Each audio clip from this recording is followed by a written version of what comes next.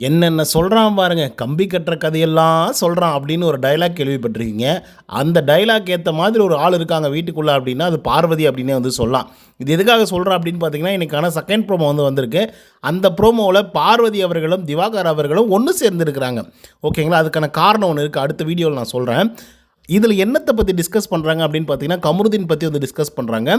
கமருதீன் வந்து இந்த 2 லவ் பண்ணுறாங்க இல்லையா, அந்த மாதிரி ஒரு கான்செப்டை வந்து உருவாக்குறானே, அன்வான்டாக டச் பண்ணுறது எனக்கு ஃபீல் ஆகுது. ஸோ இந்த மாதிரிலாம் நான் இருக்க மாட்டேன். நான்லாம் டேட்டிங் கமிட்மெண்ட் கொடுக்குறேன் அப்படின்னா கரெக்டாக இருப்பேன். ஸோ அதில் இருந்தெல்லாம் நான் மாறவே மாட்டேன். ஆனால் இவன் பண்ணுறது ரொம்ப இரிட்டேட்டிங்காக வந்திருக்கு, ரொம்ப ஒஸ்ட்டாக பண்ணிகிட்ருக்கான் நேத்திக்கிலிருந்து அப்படின்னு சொல்லி பார்வதி அவர்கள் வந்து புலம்பிகிட்ருக்காங்க திவாகர் கிட்ட.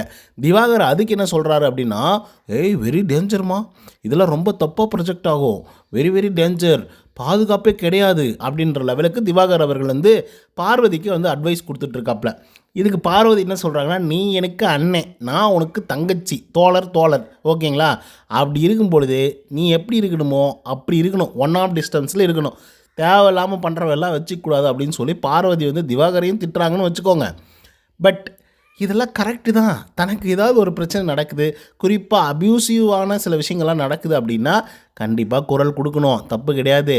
ஆனால் இதே வாய் தான் லாஸ்ட் வீக்கில் கம்ருதீன் கூட ஒரு மாதிரி ஜல்சா பண்ணுற மாதிரி ஒரு சில வார்த்தைகள்லாம் யூஸ் பண்ணி, கவர் போட்டுட்டு சாப்பிட்டா நல்லாயிருக்கும், கவர் போடாமல் சாப்பிட்டா பிரச்சனை ஆகிடும், என்னடா இது இந்த மாதிரிலாம் நம்ம பேசிகிட்டு இருக்கோமே, இதெல்லாம் வெளியில் போனால் என்ன மாதிரிலாம் யோசிப்பாங்க மக்கள், என்ன மாதிரி எடுத்துப்பாங்கன்னு தெரியல அப்படின்னு சொல்லி இவங்களே சொல்கிறாங்க கமருதீன் கிட்ட.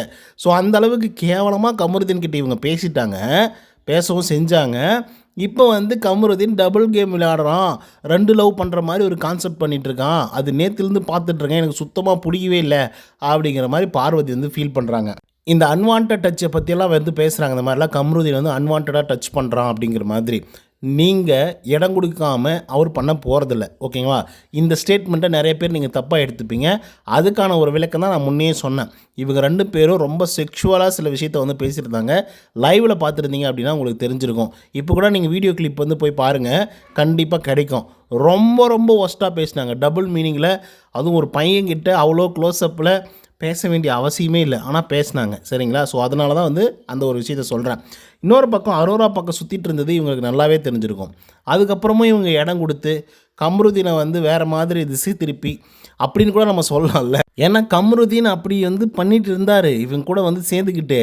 ஸோ அது மட்டும் இல்லாமல் கம்ருதீன் அந்த பக்கம் அரோராவுக்கு ஒரு லைன் விட்டுட்டுருக்காரு. அதனால தான் துஷாருக்கும் கம்ருதீனுக்கும் அடிக்கடிக்கு வந்து சண்டை வந்துடுது. அது வேறு விஷயத்தில் உலகம் அறிஞ்ச ஒரு உண்மை, பார்வதிக்கும் நன்றாக தெரியும். பார்வதியே ஒரு சில இடங்களில் வந்து பாரு போ அரோரா வந்துட்டா, போய் அவளை போய் என்னென்னு கவனி அப்படிலாம் கலாய்ச்சிருக்காங்க. பட் இப்போ இவ்வளோ பெரிய அக்யூசியேஷன் வந்து வைக்கணுமா அப்படின்னு கேட்டிங்கன்னா எனக்கு தெரியல. அவங்கக்கிட்ட நெருக்கமாக பழகிற மாதிரி பழகிறது, நெருக்கம்னா அதை விட பல மடங்கான நெருக்கமெல்லாம் வந்து வச்சு பழகிறது, அதுக்கப்புறம் வந்து அன்வான்டாக டச் பண்ணுறான், எனக்கு வந்து ரொம்ப மோசமாக பண்ணிகிட்ருக்கான் அப்படின்னு சொல்லி கம்ப்ளைண்ட் பண்ணிகிட்ருக்காங்க திவாகர்கிட்ட. திவாகர் என்னமோ ஓகே மாதிரி அவர்கிட்ட கம்ப்ளைண்ட் பண்ணிகிட்ருக்காங்க இவங்க. ஓகே காய்ஸ், இந்த சினாரியோவை பற்றி நீங்கள் என்ன நினைக்கிறீங்க அப்படிங்கிறத கமெண்ட்ஸில் வந்து பதிவு பண்ணுங்கள். இந்த வீடியோ பிடிச்சிருந்தால் லைக் அண்ட் சப்ஸ்கிரைப் பண்ண மறந்துடாதீங்க. இன்னொரு தகவலோடு சேர்ந்துக்கிறேன். Until then bye from Uday. நன்றி, வணக்கம்.